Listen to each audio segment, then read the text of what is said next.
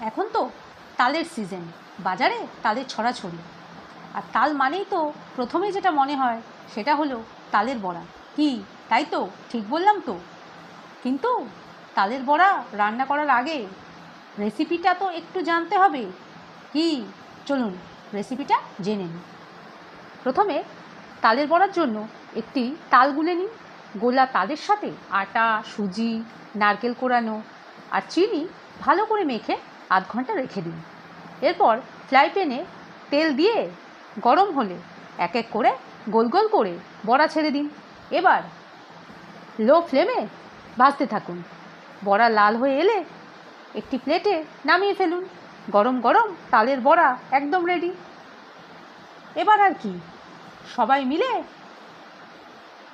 তালের বড়া খাওয়া শুরু করুন।